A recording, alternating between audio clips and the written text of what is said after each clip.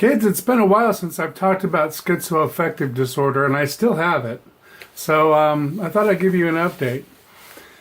I recently, in the last couple of months, went back in the hospital once, and I started outpatient group therapy for the first time ever. Now, I had tried group therapy, obviously inpatient, because you have no choice. And usually it's not very productive because there's a lot of people in mental hospitals that don't want to be there and they're being forced or Baker acted, and it's mandated that they have to attend. So they sit and bitch and whine and carry on, and it just becomes a very unpleasant experience for everyone involved. Now, this group outpatient therapy, I was a little bit leery of, and the reason I was leery of it was because, first of all, my one-on-one therapies, at least the last several therapists I've had, have been an abject disaster where I've ended up, they've either got an agenda or they don't know what they're doing, frankly. And I've been sick for a long time, so I'm pretty adept at how I'm feeling and what's going on with me and what diagnoses I have and what's really pinging at this time and what's not. And getting a new therapist, sometimes they can be overwhelmed because of all the different things that I have. Plus, I have some pretty intense stories that a lot of people find very disturbing. So I had tried in vain to join a couple of groups online over the course of the last 2 years. And I believe I joined a total of 6 of them. And one of them I even joined twice, just to see, like 6 months apart. And I found group therapy online to be whiny, and I found it to be non-productive. I found it to be draining. And regardless of what you offered up or didn't offer up, it like you were continually bombarded with all this negativity and crying and bullshit that just frankly made it non-therapeutic. As a matter of fact, it made you feel worse than better. Now, I tend to be, as some of you might be shocked by this, but I tend to be very frank. Sometimes brutally frank.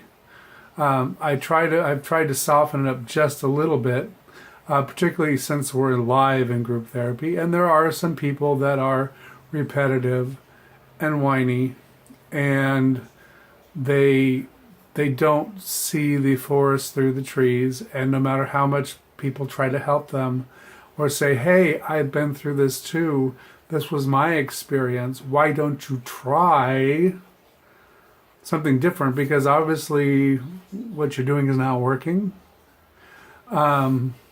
they can get very upset.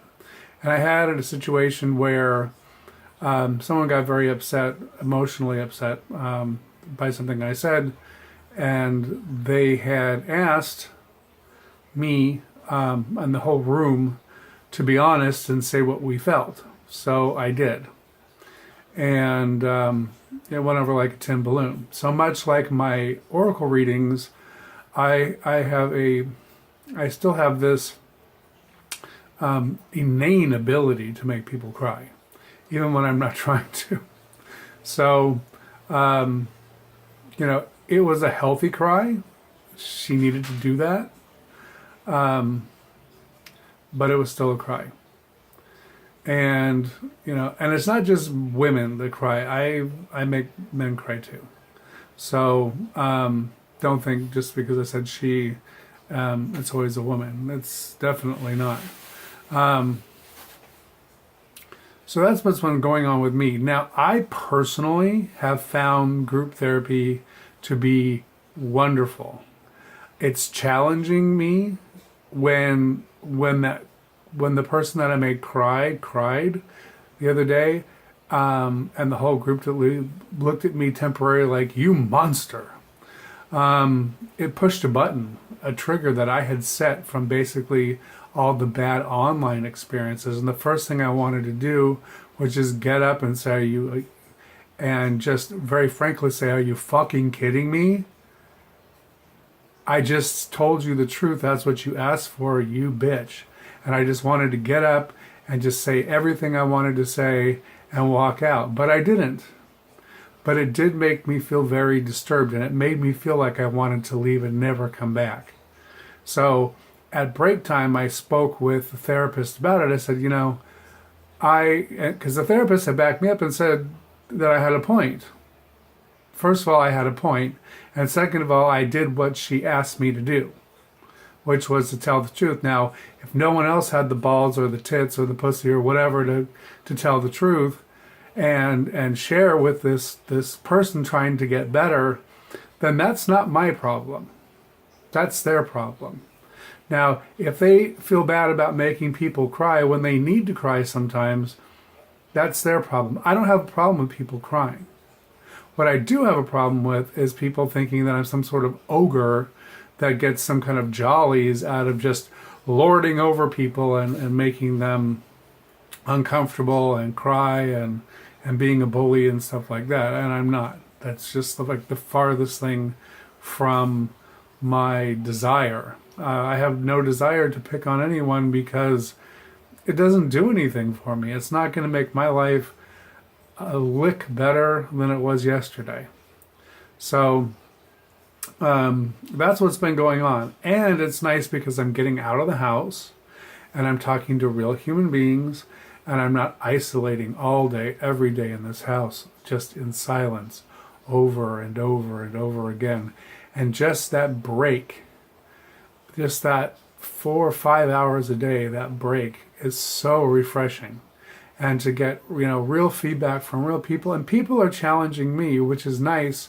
And I'm also seeing where my triggers were. And so it's great because not only can I share my knowledge of where I've been on my journey, and I can pick out from different people. I remember being there at 32. I remember feeling that at 27. I remember this at 17. Blah, blah, blah, blah, blah. Which is wonderful. But I also can learn from them things that I've never experienced before. I have no way of having any empathy for something that I've never experienced. So living vicariously through others, it allows my empathy level to rise a little bit because I can feel the emotion or the pain that goes along with some of the experiences these people are talking about, which I have not had.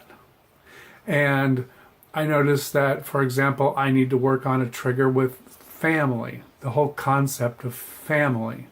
I'm not a family guy. My family and I didn't get along very well. I don't have lots of fond memories of my family. That's just the honest, bloody truth. I don't.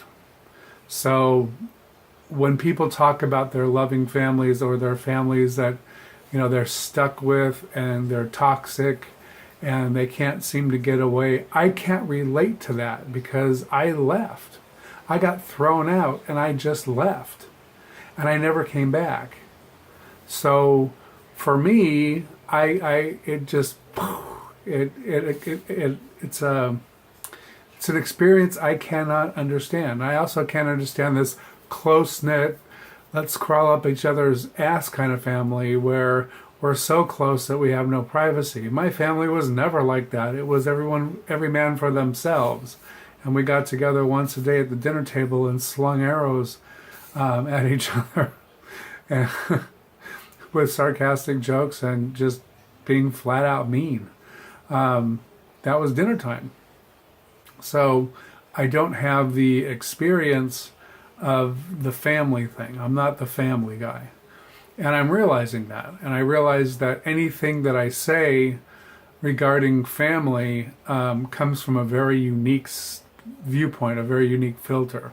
So now I'm prefacing any opinion I have when someone asks me for an opinion with the fact that I don't relate and that I'm not a natural born child and that there's, a lot of other things that go along with why I view the world the way I view the world, and how, you know, I am very independent, so I forge on my own regardless. I mean, come hell or high water, I always seem to find a way, and I always will seem to find a way until the day I die.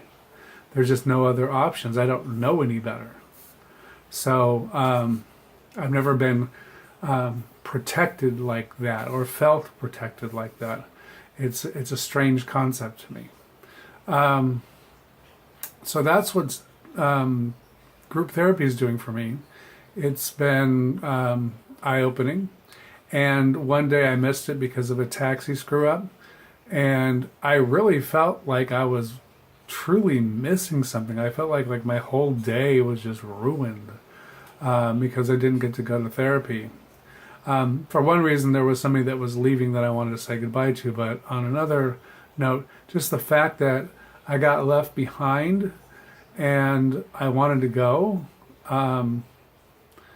was another emotion that I normally don't have. Because, like I said, being home alone all the time with nothing to do, I'm not used to wanting to go outside. I'm not used to wanting to hang around people because I'm not a real big people person to begin with. But this particular group is very cohesive, and we're getting a lot of deep stuff done. I mean, we're not talking about just, oh, how are you feeling today or whatever. I mean, we're talking about major things like rape and incest and psychological torture and physical beating and all this kind of stuff that goes along with mental illness, and how the two mix together. So it's really, it's very comprehensive. So I recommend it. If you can find a good group, go. And if you can't, make one. Make a good group.